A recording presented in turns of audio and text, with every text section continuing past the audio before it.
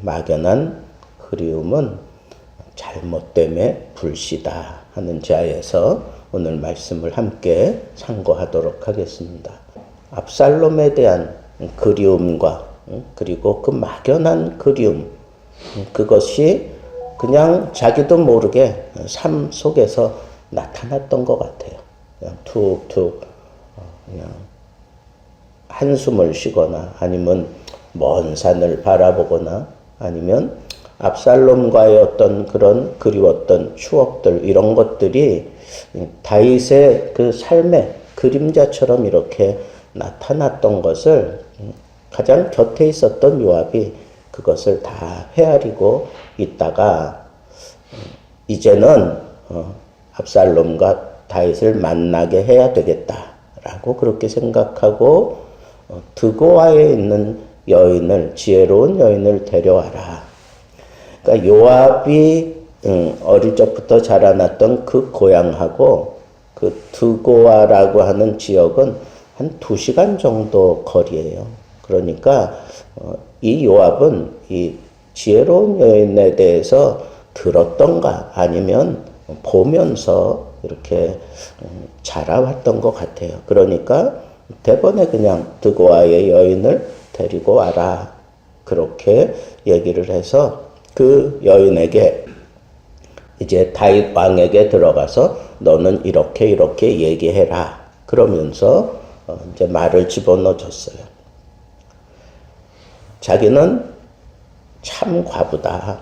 그런데 내게 2 아들이 있는데 어떻게 하다가 한 아들이 다른 아들을 죽였다. 그렇게 얘기를 하잖아요. 그죠?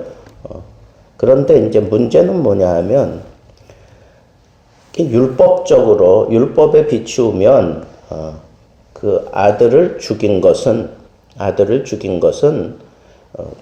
그 살인죄에 해당되기 때문에 이 살인죄를 저지른 이 사람도 죽어야 돼요.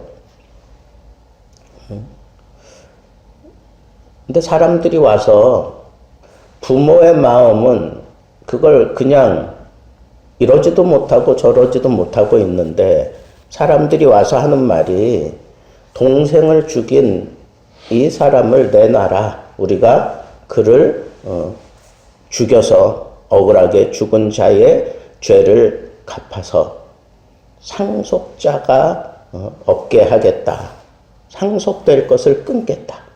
그러니까 살인죄를 저지른 그 사람 죽여버려야 그를 통한 어떤 상속이 흘러갈 수 없게 되지 않겠느냐. 그러니까 그렇게 상속자마저 죽이겠다. 율법대로 하면 이 사람 죽어야 되는 게 마땅한데 자기는 과부다 이거야.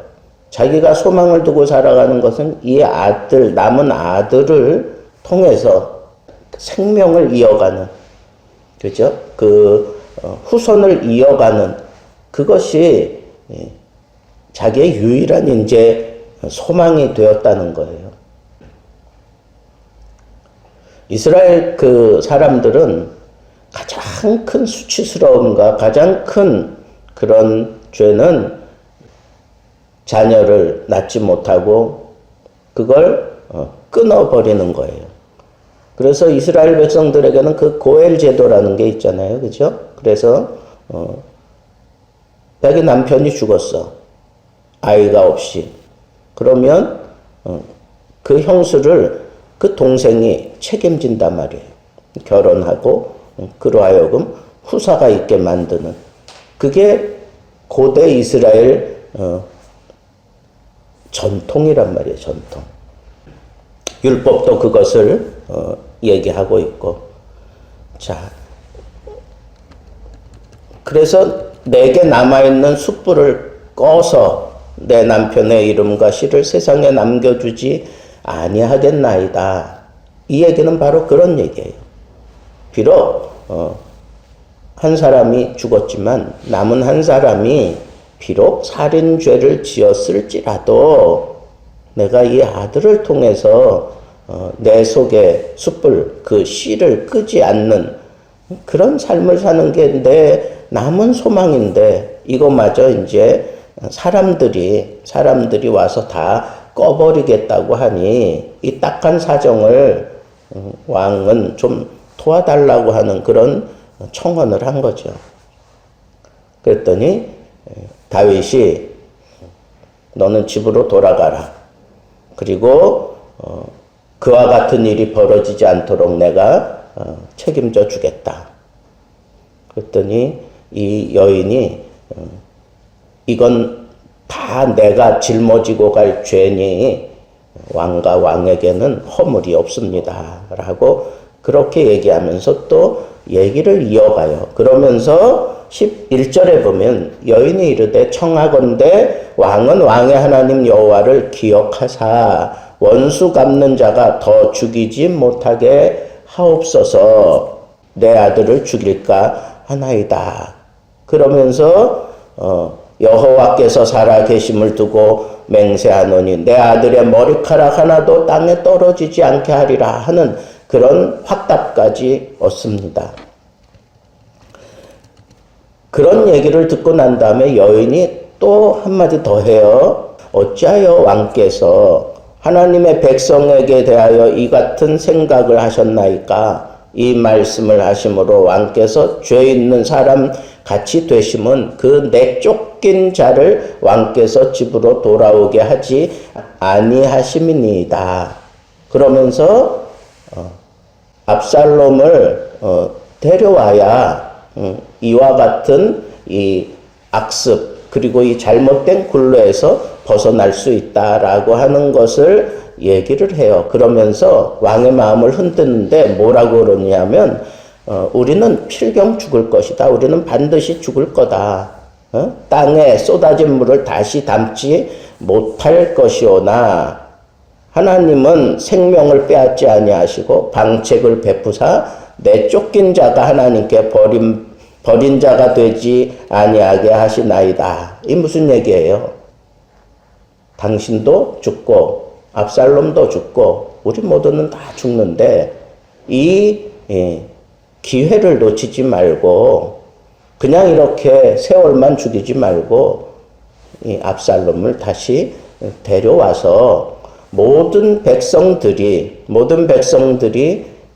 이 압살롬을 통해서 왕위를 이어가는 앞에서 얘기하는 그죠? 이 여인이 자기 불씨가 꺼지지 않게 해달라고 하는 것처럼 이 왕위 다윗의 왕위가 이 압살롬을 통해서 이어가기를 원하는데 어떻게 이렇게 손 놓고 있습니까? 라고 하는 것을 이렇게 우회적으로 얘기하고 있는 거예요. 그랬더니 다윗이 이제는 이 여인에게 다시 되돌려 묻습니다. 이 모든 일에 요압이 함께 하고 있느냐라고 그렇게 물었어요. 요압이 꾸민 일이라는 걸 다윗이 간파해낸 거죠. 이런 얘기를 자기에게 할 수 있는 사람은 요압밖에는 없다. 그리고 이 요압이 이런 일들을 통해서 자기 어떤 자기 위세를 굳건하게 하려고 하는구나라고 하는 것을 이제 다윗이 꿰뚫어 보고 있는 거죠.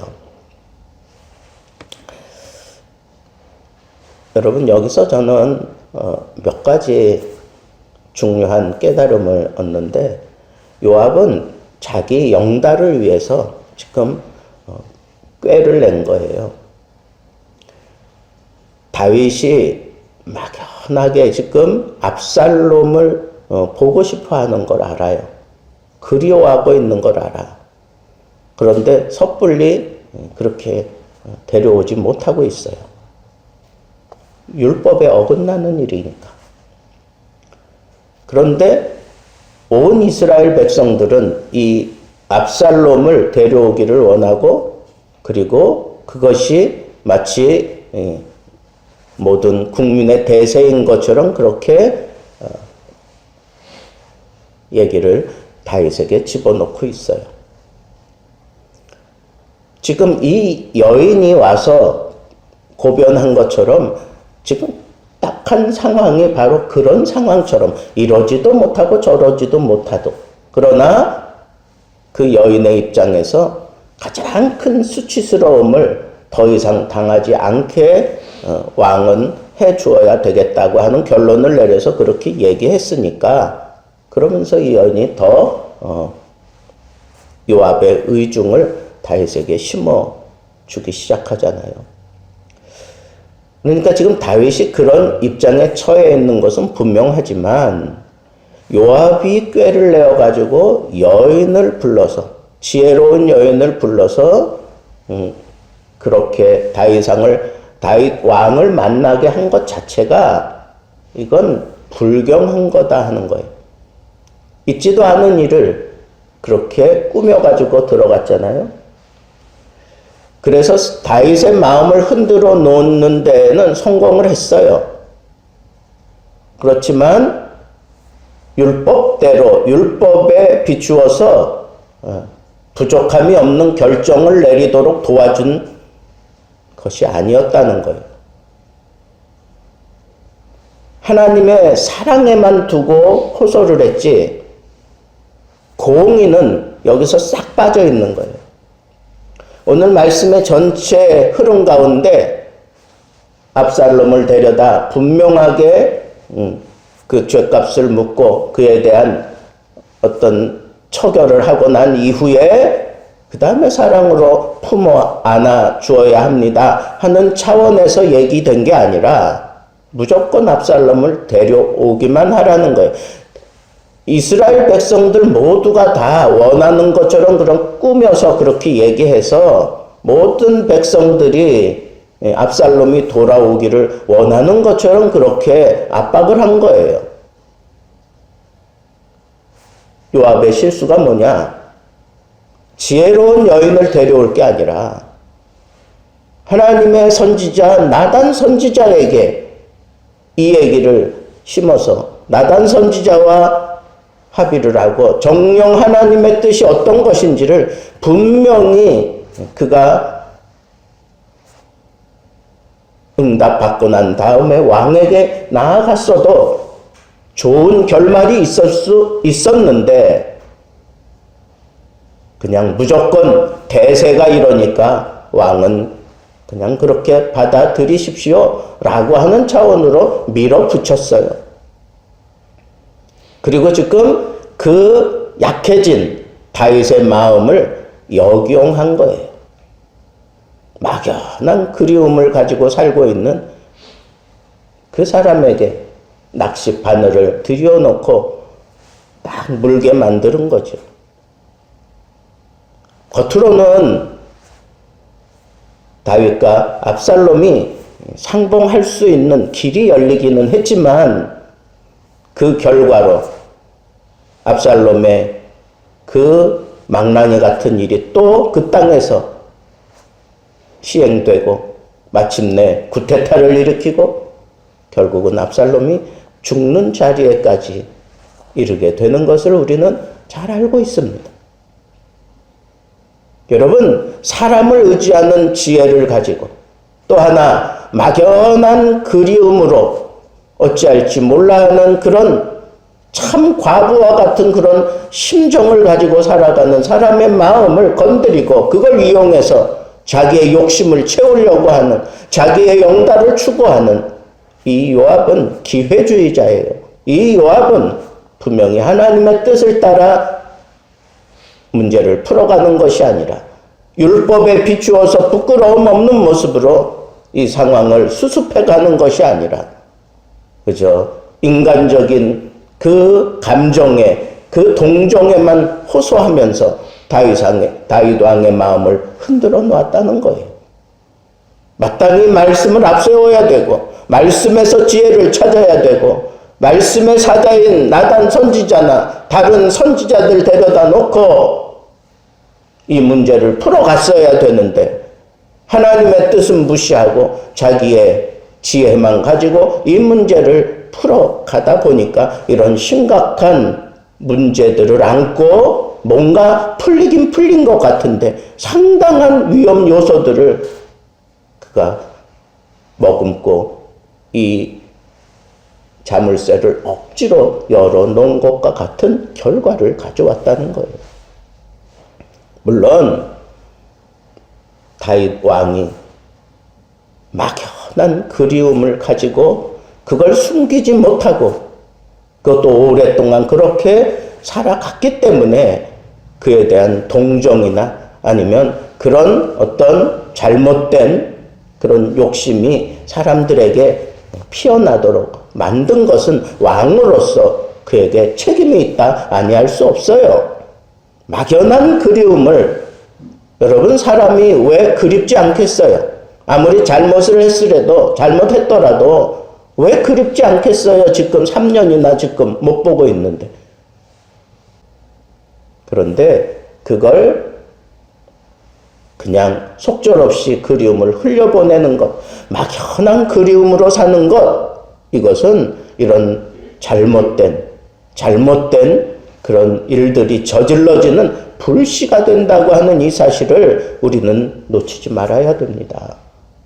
여러분, 그렇지 않아도 우리 이 험난하고 참 정신 없게 만드는 세상 살아가는데 그저 먼 산 쳐다보는 쾌행한 눈으로 어떤 그리움에 사로잡혀서 살아가는 그런 어리석은 인생 살기에는 지금 시간이 너무 짧아요. 우리는 그렇게 살아야 될 사람들이 아니에요. 시간을 죽이며 살면 안 돼요. 뭔가 창조적인 일을 하고 무언가 하나님을 위해서 지난 날들의 잘못들 이것들을 내가 하나님 앞에 다시 내가 저지르지 않겠다고 하는 그런 모습으로 아주 정신 차리고 살기에도 바쁜데 막연한 그리움으로 아무리 그의 삶이 좋아졌다고 할지라도 모든 나라들을 다 정복한 왕이 되었다고 할지라도 이런 마귀에게 이런 틈을 주며 살아서는 안 되는 게 하나님의 사람이고 왕이에요. 이 말씀 그대로만 우리가 생각한다면 왜 이렇게 세월 죽이고 살아가고 있으면서 백성들에게 불안을 여전히 조장하고 있느냐라고 하는 그런 우회적인 책망이기도 한 이 말씀을 다윗은 거절할 수가 없었던 거예요. 여러분, 세상의 지혜를 우리가 무시하자는 거 아니에요. 그러나 그 세상의 지혜를 가지고 내가 어떤 뜻을 이루어가면서 반드시 붙잡고 있어야 될 게 뭐예요? 말씀이에요. 말씀. 하나님의 말씀을 가지고 지혜롭게 풀어가는 것, 그것이 우리 크리스천들이 보여주어야 하는 그런 삶의 모습이에요. 여러분, 우리는 세상에 마귀에게 틈을 주며 살지 말아야 합니다. 막연한 그리움으로 우리 세월 죽이며 살면 안 돼요. 지금 내 형편과 처지가 하나님이 보시기에 그냥 막연한 그리움으로 시간을 죽이고 있다면 이건 참 부끄러운 일이에요. 왕으로서 부끄러운 일, 우리 크리스찬으로서 부끄러운 일이에요. 바울은 그랬잖아요. 너희가 기회를 사라.